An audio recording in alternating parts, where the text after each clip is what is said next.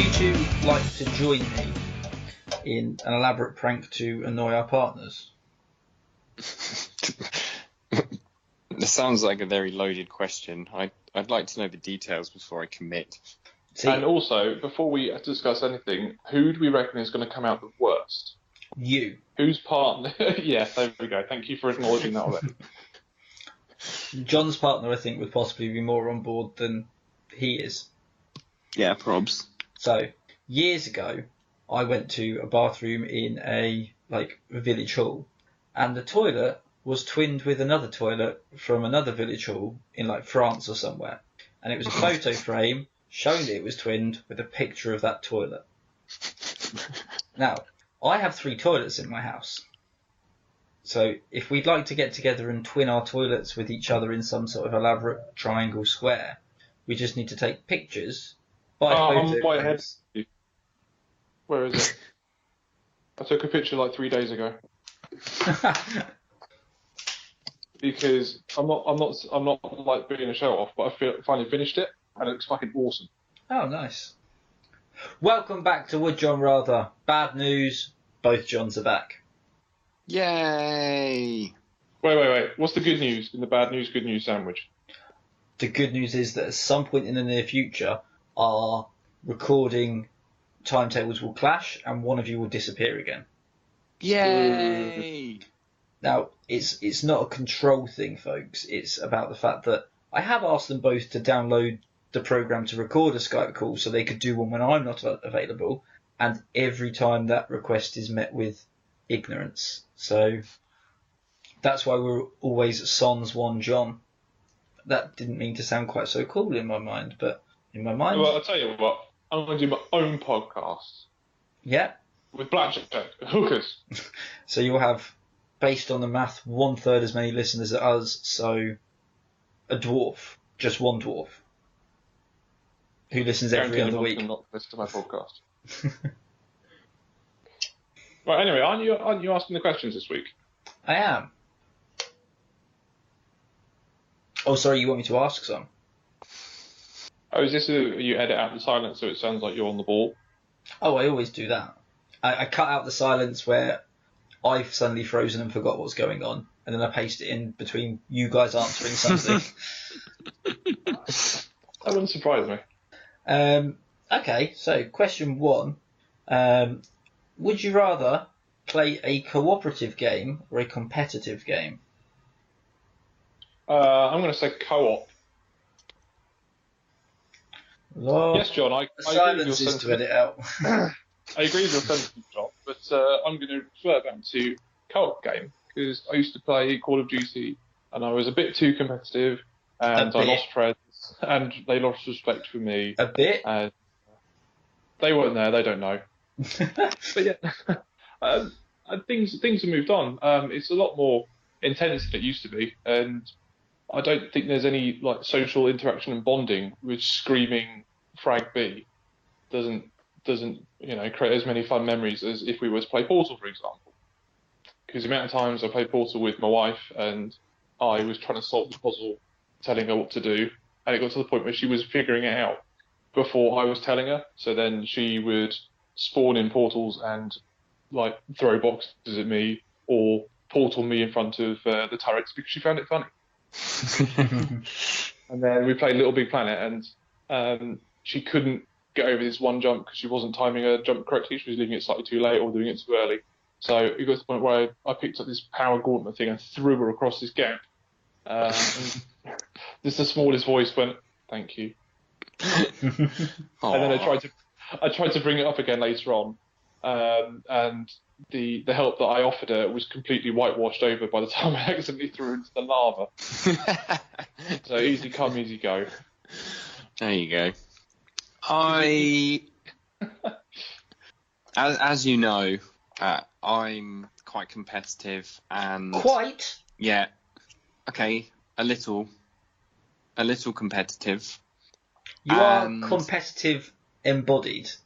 I actually prefer the opposite of cooperative gaming. I play. It's not a video game that I think maybe you envisaged, but played a board game yesterday called Secret Hitler. Have either of you ever played Secret Hitler before? I mean, not the board game. And well, basically the aim of that is somebody is secretly Hitler and they're trying to get elected chancellor without anybody else knowing. And Oh, so it's a little bit like Cluedo. a little bit. Yeah, a little bit like Cluedo. It's like Wink Murder, but crossed with Cluedo. Crossed with the election that's happening in 4 days. Let's not try. Let's try to keep satire out of it. But I'm guessing from it, you have to say things to get yourself elected that Hitler would have said without people figuring that out. You don't actually have to say anything policy-wise. The long and short of it is there's fascists and there's liberals, but nobody knows who the fascists are, or the liberals don't know who the fascists are.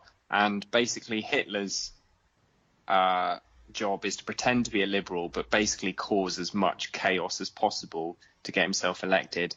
And I actually really like pretending to cooperate with other people, but actually subtly undermining everybody to the point where nobody trusts anybody. It's like it's very competitive and it's anti-cooperative because you actually you just get everybody turning around going, no, you're a fascist. And that's how I like all my dinner parties to end. I mean, it sounds like an excellent game. It is a classic. I could not recommend it enough. I mean, you've never recommended it before, so... Yeah, that's true. Well, I'm recommending it now. Is that because it's a secret? It is a big secret. Okay. Good job. Matthew? That's me. I'm not secret, Matthew. Do you enjoy Dungeons and Dragons? The Dungeons and Dragons. I prefer it with people without speech impediments, especially because we play it over Skype, which makes it more difficult. But I do. Well, yeah, that's a co-op game. As much as bit of background, John and I that doesn't play secret Nazi sympathising games in our pastime. We do have a Skype D&D game we play with a few other people, so that's the background on it. I wouldn't call what you guys do in your party. I'm the dungeon master. I wouldn't call what you guys do in your party as cooperative. We try. It's just mutually beneficial, which is very different to cooperative. Rule number 1 is don't split the party. The last session that we did, John's character basically ended up being the comic relief. He wet himself. He spilled his dinner on himself. You decided I wet myself. Yeah. Well, I don't decide anything. I gave you a dice roll, and you lost it, so you wet yourself. You interpreted it in a way that... you spilled your dinner all over yourself, and then you rushed to someone's emergency in long johns that had accidentally been dyed pink with the butt flap open. How else would you fit a tail through long johns? True. The butt flap wasn't open. But, no, I get what you're saying. D&D is a cooperative game amongst all players, not just the party members, but from watching how you guys have played it, like I said, it's more mutually beneficial than it is cooperative so far. It's because it's still early days. Okay.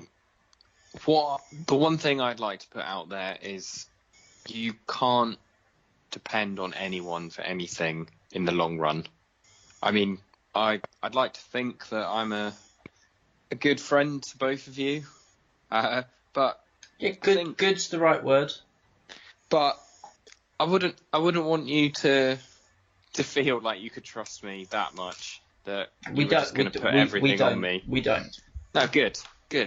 Because one day when we're going to find out you're Hitler. The competitive side's going to come out, and I'm going to have to walk all over you. But as long as everybody knows that up front, you don't have to lose. You don't have to lose friends just because it's a competition.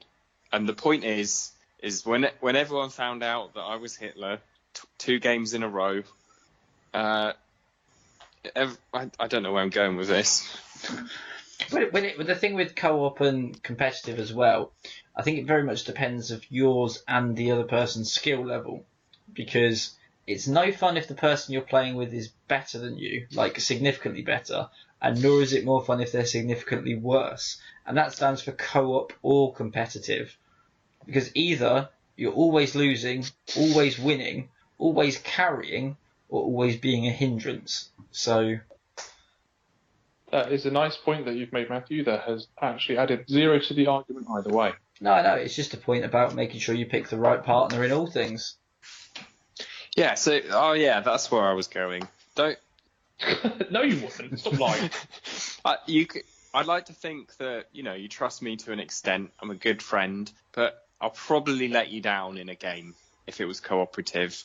Oh, I thought you were going to say I would genuinely stab you in the back to win, because that's what you would do. Oh yeah, that too. But figuratively and literally. The only guy that pulls out a knife during Monopoly. John doesn't need to. John's got the secret cheat codes to Monopoly. Buying like one of every property so no one can build hotels ever. Or whatever it is. Just fucking people over hard all the time. And causing a stalemate or something. I can't remember. I know you two were talking about it. Yeah, no, John. I've played with John once. He won, and ever since then, every game of Monopoly I've played, I've used his tactic, and I've won. So we've shared it once. You'll have to dig through the archives to find it out. Get that listenership up. We're aiming for 3K listens before the end of the year, folks. That's the dream. Yeah. It's not as fun as working together and building something. Like we played Spelunky. We tried working together and it barely worked, but I think we had a very good time. I think we had a better time playing Spelunky and failing together than we did when we were playing Tricky Towers against each other. Because all we did was scream at the tower as it started to fall over. And there was almost no interaction because we were concentrating so much on what we were doing that we were ignoring the other people that were playing. So what you're saying is united against the game. That's actually, I think that's the sort of logic behind Christmas cracker jokes. Why they make them so bad is if they were funny, then sort of one person gets the glory for telling a funny joke. Whereas if it's a bad joke, then the whole table can like gang up against the cracker. Are you psychoanalyzing the writers of Christmas cracker jokes? I think they wrote 30 Christmas cracker jokes in like the 1960s, and they've just been used ever since because it's cheaper.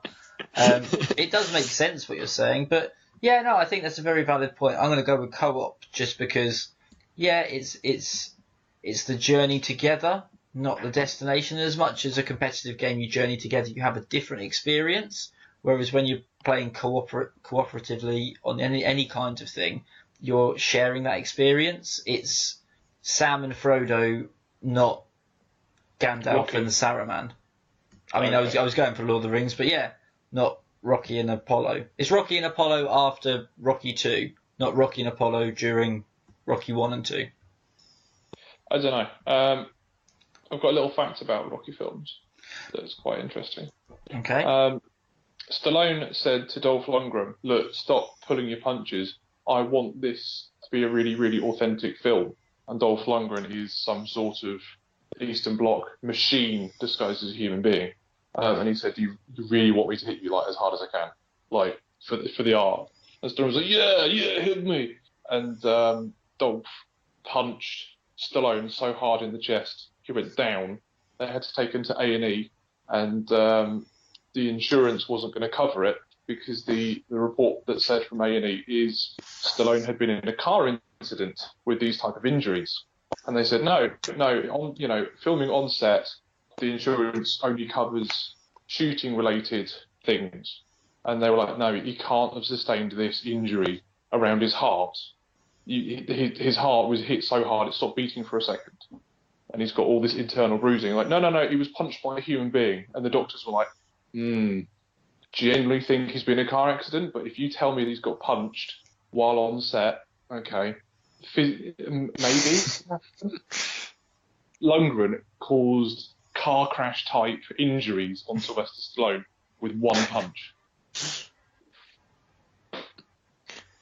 I don't know what to do with that information, but yeah, good little tidbit. Good knowledge. Yeah, my suggestion of the week is don't ask huge Russian men to punch you. Oh. I would go with the advice of don't ask anyone to punch you. Because you don't know whether they're secretly Russian?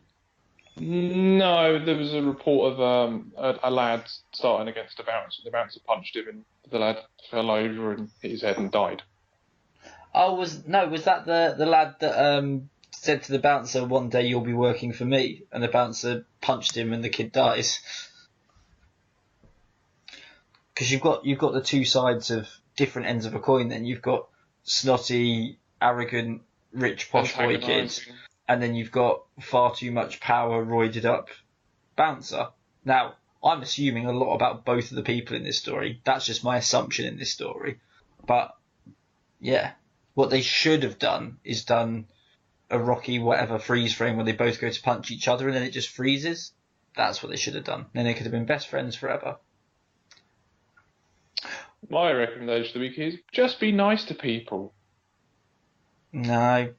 No, that's not going to catch on, is it? Would you rather have Lego or K'NEX? Lego. Sorry, I answered too quickly. John, Yes. you answer. You pick this time. I had both as a child. What was the other one? K'NEX.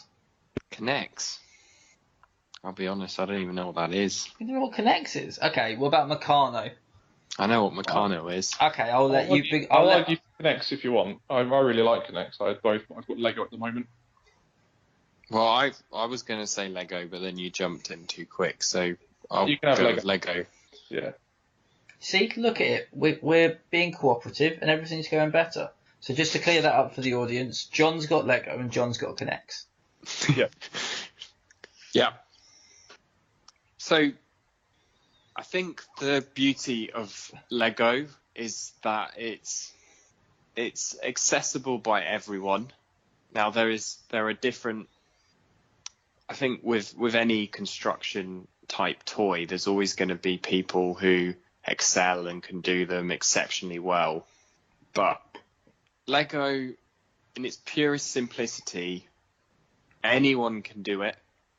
You put one brick on top of the other and it clicks into place and you feel like you've achieved something. And I think there's something magical about something that can unite probably, hundreds of millions of people worldwide with that, making everybody feel like they've done something creative and practical. Whereas I think I don't know much about K'NEX. I didn't have it as a child, but I know from some other things, a bit like Meccano or that sort of thing, it can get quite complex quite quickly. And, if you don't have the attention span or the sort of the right kind of frame of mind to be doing that kind of thing, it can be quite frustrating and difficult for people. And that's great for some people, but it's not going to bring people together like Lego does. And yeah, Lego uniting the world. Yeah. Lego is an absolute powerhouse in the construction toy world. I'm not going to lie, it just is. It's got a theme park in Windsor. It comes from Denmark, Danish, and they've got the original Legoland over there. That's pretty cool. But at the risk of sounding a lot like John, I like the elitism that comes with K'NEX. When I was a lad, I had a couple of sets. I built the sets as God intended. No, as the designers intended. As God intended. Probably as God intended. So I built a walking dinosaur. I built a motorbike. I built a biplane. All that was like dead cool. I had quite a lot of K'NEX very quickly because it was something I asked for on birthdays and Christmas for a couple of years. And it got to the point where I'd get a set, I'd build it, I'd tear it apart within the day to build something more because I had more supplies to build something bigger. And it got to the point where I was asking my dad, how do I build a go-kart out of Lego? Out of K'NEX. It wasn't going to be a full-size one, but I wanted to know how to get the drive to the rear wheels to make it sort of relatively fast. How to make the rack and pinion steering, so when you turn the wheel, it moved the actual steering wheels, the correct direction. So my dad, being an engineer, sat down and spent quite a lot of good time with me because he was challenged by the use of the materials. And I watched him problem solve, and I sort of learned bits and pieces of how he tackled problems with what he had. And I then applied that to myself, and I built a grappling hook and a claw that you pulled one end of it, and it clamped the other end. It was really, I was over the moon when I figured out how to do it. I showed my dad, he was so proud of me.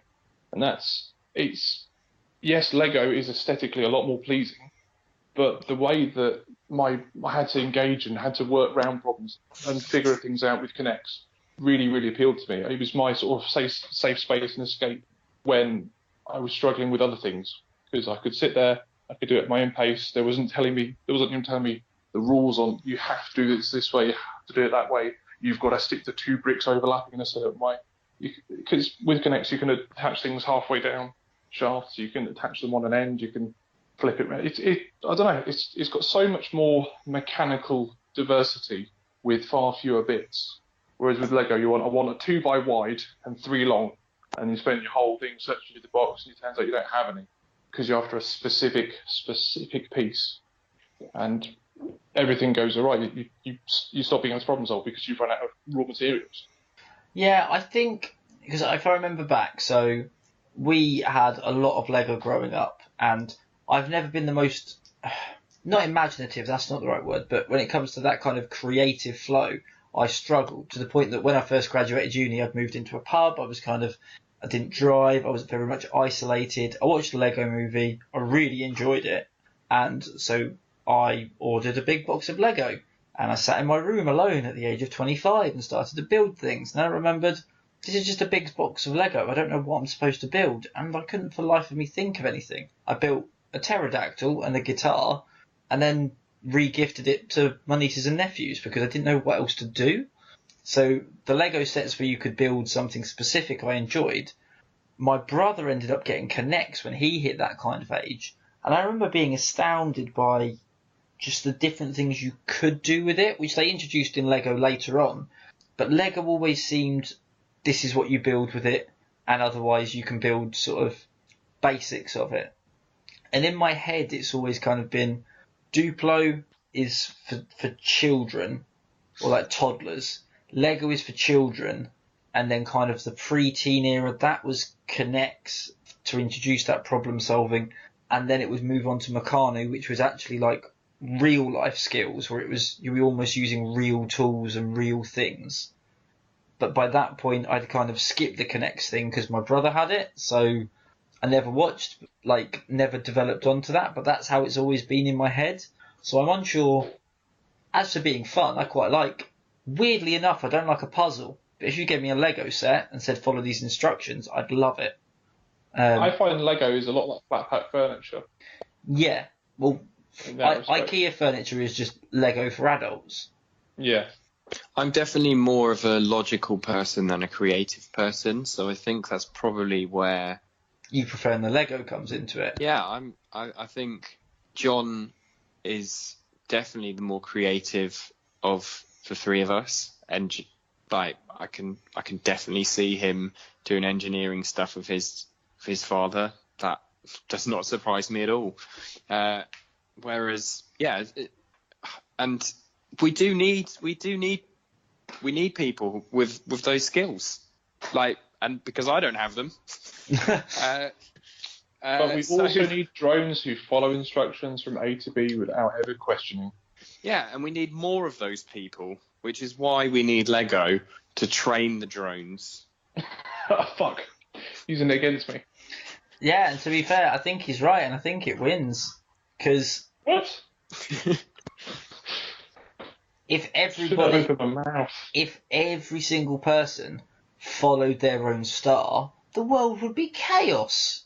You need rules and regulations. You need a very small minority to think outside the box on stuff like that, to figure out what works and what doesn't, to then tell everyone else what to do. Yeah.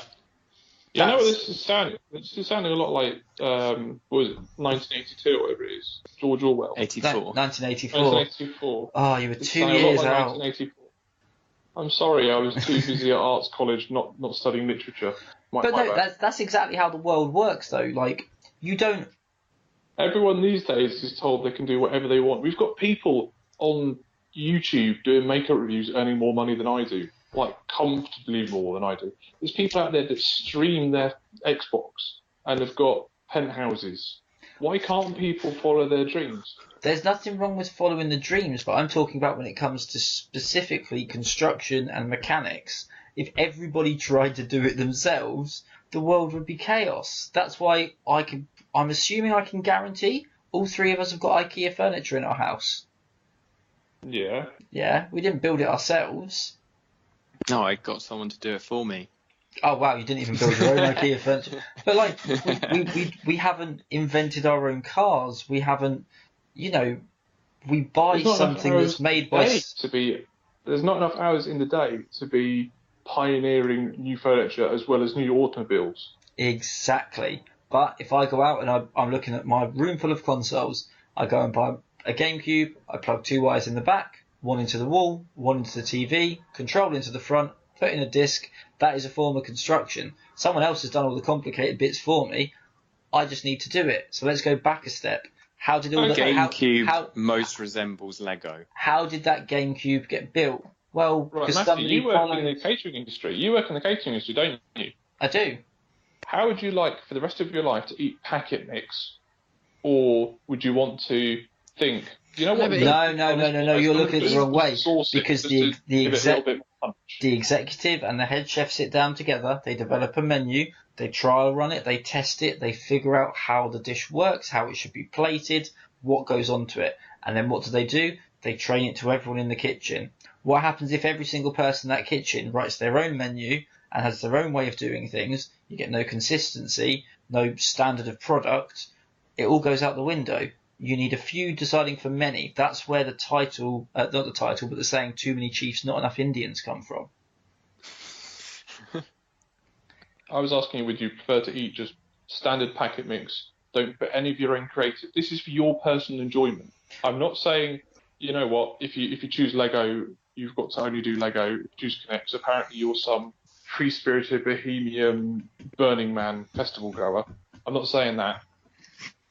But what I'm saying is you don't even need to go as That's far what as I am packet. saying. You don't even know to go as far as packet mix. But if you go Right. into a shop and you ask for a tuna mayo sandwich, and Yes. you get it, and you get 2 pieces of wholemeal bread, thick cut, with a very thin layer of tuna mayo, and then the next time you go into the shop and you ask for a tuna mayo sandwich, and this time it is thinly sliced white bread with 2 inches thick of dry tuna, and then a dollop of mayo in the middle, like some mayo-scented donut made of tuna, you're going to go, what the hell? And then the next time you go in, and they've given you a toasted tuna mayo sandwich that is all mayonnaise with an entire tuna head in it. Right, That's because everyone's I thinking make in a it for my different... enjoyment. I didn't make it for anyone else's approval. No, but the point you said I was is you being a need free to spirit create... and I was enjoying myself. My life and job didn't depend on it. I don't understand. Can I ask Because a question?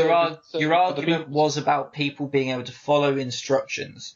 And if everybody knew how to do Lego, but not everybody knew how to do Connects, it would lead to a better society than the other way around. You need more people to follow instructions. This is turned into a social statement. Can I ask a question? John, you told there was a very heartwarming story about you and your father. Have you bought Connects for your son? Not yet, no. Oh, do you think he's old enough for it? Not yet, no. At the moment, we're using sort of 7+ Lego sets. Awesome. Because So you bought your son Lego but not Connects, but you're trying to tell me Connects is better? No, he's not at that stage quite yet. No, I thought it was lovely, and I was just Lego when he wondering was 3. whether He was doing I was that just- fine. I was just wondering when that heartwarming story was going to move to the 3rd generation. It's just lovely. Anyway. No, because you need to teach people to follow the instructions and follow the laws of the physics and mechanics and everything else before they can then correctly move on to the problem-solving stage. Yeah, you got to walk before you can run. Exactly. So therefore, Lego wins. Wait, isn't running better than walking? Not if you don't know how to walk. Touche. I cannot argue with that. So, do give us an update when you get him Connects. I'll send you a picture. thanks. And you can do the thing that your dad did, where it was a heartwarming story, but you sit there and quietly try not to get frustrated because he's not figuring it out because you figured it out 3 decades ago. I had a problem. I went to my dad. He gave me a solution and showed me how the solution, start to finish. Actually, yeah, that's a solved good the problem point. that I came to with.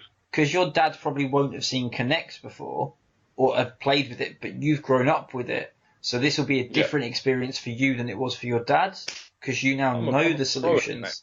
But I've got now to sort of like chill out and not take over. yeah. But the problem with that is as well is the kind of questions that your son will be asking is, how do I enable the Wi-Fi? And you go, it's a piece of plastic. Because that's like the next generation of like problem solving of. And to be fair, I'm sure I've seen Connects that you can connect to the Wi-Fi and set up like remote controls for and random stuff like that. Oh no, Connects is going to take over the world. Don't teach your son AI. Oh my god. So are we saying Connects is a precursor to Skynet? Well, no, just thinking like you were thinking about like, you know, the mechanics of it, but now kind of the digital age is here. They're going to be thinking about that side of things with like the new generation. So I'm just saying, I'm worried that your silence is you've already taught your son AI and it's too late. The other day I had to teach him to wipe his bum without scrunching the toilet paper up. Oh, AI is a little. You'll have to teach that to me at some point. Would you rather watch animated or live action screen media? Animated. We have enough live action in real life. That's very true. I don't need to look at people doing real things using their real mouths all day at work and of all of in the street. Ways that you could have started that sentence, doing real things with their real mouths was not the right choice. I think there's a particular type of animation that John watches that may involve Japanese schoolgirls and tentacle monsters, where lots of things happen with mouths. He prefers animated mouths doing animated things. If it's animated, then it's fine. Anyway. I'm going to send you some gifts, John. And, Jesus Christ, please don't. No, all I'm saying is I don't need to see real people doing real things all day long and then for relaxation go, oh, you know what I want? I want to see a real person doing live action things when they're not even real, they're just pretending to be real. If I want to move into the world of imagination and imaginary, just go the full hog. What's the point in making something up imaginary and then going, oh yeah, let's make it look real? Like, well, just there's no point. Just do something. It's either fiction or non-fiction, or I don't even know. It makes no sense. You make no sense. If lions can talk, then that's imaginary, and it should stay in the world of imaginary, not in. We don't need to pretend that it's real when it's not. I mean, that is confusing. John, you're confusing me. Lord of the Rings, that's live action, but it's fantasy. It's not animated. No, I'm talking about how they've made a live action Lion King, for instance. That was dog shite, and I completely agree that that's terrible. Yeah, so what's the point of it? To generate money? Yeah, well, they're not getting my money. Can we name some of the classics of like fantasy and comic books and things? Wait, when you say, what do you mean by fantasy? Like, because I'd agree with John. When I like escapism, I like to watch or read or play something that I couldn't do in real life. Like, I enjoy FIFA to a certain degree, everybody does, but I'd much rather play a stupid time splitters shooting game where I can be a duck killing gingerbread man, or play Spider-Man where I can be pretending to be Spider-Man, or, you know, games like that. When I read a book, I like to read fantasy. I don't very often like to read or watch things that could just be real life, because that's boring. The most lucrative film franchise in the last, ever, has been the Marvel film franchise, with your Captain Americas and your Iron Man and your Ant-Man and Black Widow. Many insects and many men and women were in those films, and they were all fantasy, they were all make-believe, but they were portrayed by actors, and I think the connection and the performance they put into it, and the craft and the time they spent, learning how to act, learning how to convey things, and it's the subtleties in their performances that until you either watch the whole thing through and understand it and watch it again, is the subtleties to it make it worth watching again. Whereas when things are animated, I don't know, I feel that they're a lot more telegraphed. There is a lot more clear, concise, this face means this face means that. The human face is a really complex thing. It's got so many muscles in it. And a good actor can show you a look or an emotion that you're not 100% sure what the connection is with it, but you get the feeling. In the first Avengers film, Tony Stark gets really close to Bruce Banner because they're both incredibly gifted scientists. And when someone suggests, oh, if the Hulk is that big a problem, why don't you just get rid of him, get rid of yourself? And then Bruce Banner turns around and says, I've tried. I put a gun in my mouth and the Hulk spat it back out.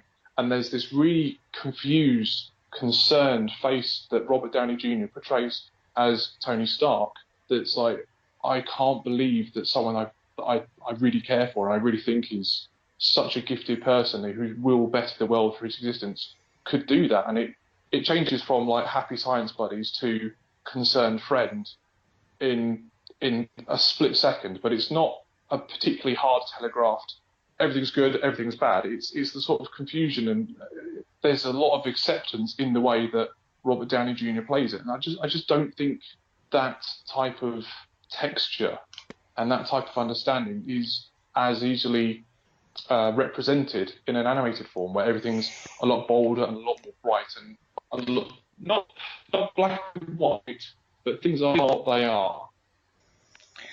It's interesting you say that, because those story pieces started out as comic books, which turned into animated series, which eventually became films. So, and the live action films are the apex of that industry at the moment. They are the benchmark for comic adaptations. And if they were fine as comics as they were, why did they feel the need to project it into the movie world? As you said before, money. That's why we've had 3 Spider-Man reboots. 3 different Spider-Men in our lifetime, and that's just live action. Let alone, well, there's probably been about 40 different Spider-Men in the animated series. I really appreciate the animated form. I absolutely fell in love with Toy Story. I really did. But I think there's a lot more to films where you've got human beings playing parts. And I think because you've got the actors acting the role of the people on the screen, they, along with the director, look into how their character is developed and how their character works and the lines they deliver. Whereas when you've got the director doing an animated piece, it's one person's vision. I completely appreciate if that person is incredibly gifted, that everything is fully essentially you can do more with it. Yeah, you're actually, I think I get what you're saying about with real. It's less collaborative, but you're limited by how expressive individual live things are. It's got to look realistic. Whereas with animation, you can basically do anything. I mean, life is your restaurant, and I'm your maitre d'. Be our guest. Yeah, I mean. But because anything can happen in animation, I think it loses some of its impact. No, it doesn't. Whereas, in the opening of RoboCop, the cop gets absolutely shot to pieces, and it's shocking. It's truly and utterly shocking, because it's a real life guy getting real life shot. It's being portrayed as it. It's a real life guy going to do his job, and he gets absolutely annihilated. And your heart's in your mouth. You really feel for him, and they bring him back because they want to help. In an animation, a guy could eat his own face because it's an animation. It's fine. It just happens. It could happen, but the point is that everybody has those treasured childhood memories of animated films like Aladdin, because there's something magical about it. The creativity that's gone into it is a whole new world. And it's bright colours and it's flashy, easy to digest imagery. Yeah, and it goes for the simpler age range. It sits in your soul for all time. First of all, I'm very impressed there, John. You really tried to adapt your argument to me, knowing that Aladdin is one of my favourite films. But I think you both missed out a point which maybe was deliberate, maybe you just end up honing in on the same thing. So I'll explain my thought process as to why I'm going in favour of animation. There are a few different points to it, and I came to this conclusion while you were discussing it. First of all, I'm yet to see an animated film that's been remade as live action that's better. Personally, the Disney is the main ones. But even the 90s, X-Men cartoons and things like that, they were, to a degree, better than the films. Are you going to tell me that Hugh Jackman portraying Wolverine is not? I'm not saying it's not good, but I'm just saying that the animation it's got a different ring to it. My second point, there's 3 points I'm going to make. A secret little thing for the spandex. There's a lot of blue and yellow spandex.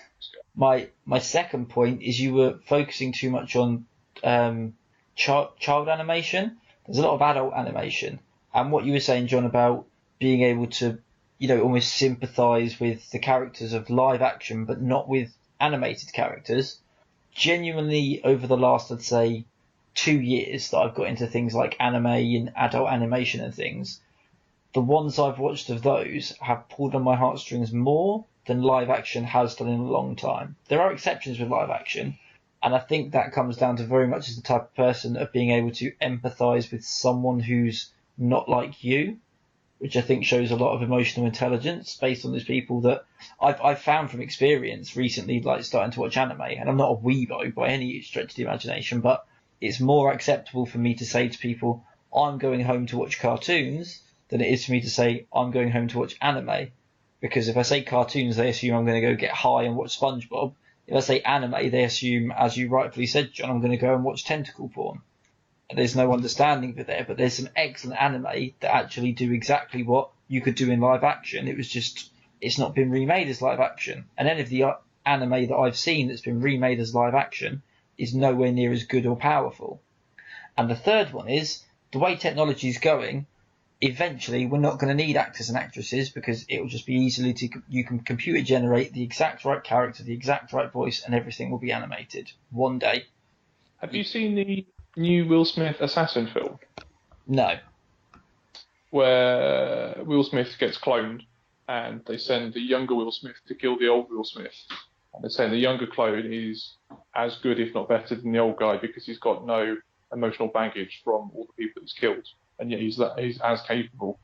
It was they instead of getting Will Smith to do both parts, they went, it's going to take way too long to CGI Will Smith's face in onto this other guy and make it look, digitally make him younger. They just 3D scanned Will Smith and generated this computer image because it was cheaper. Yeah. And just got him to voice himself, but doing his Fresh Prince of Bel-Air voice. Yeah, and that's what will happen one day. I mean, I remember, when would it have been? It was in the noughties, but when they made the first Final Fantasy film and seeing interviews when they were doing it, if they had, 700 people animating one character's hair throughout the whole film and things like that. And it's the same with computer games with the animation of that, but look at how far we've gone in the last 30 years in as far as animation is concerned, And some of like the older, Studio Ghibli animation and things like that, it's the artwork that is just as important as the story and everything else. It's an art form. But look how far we've come in those 30 years.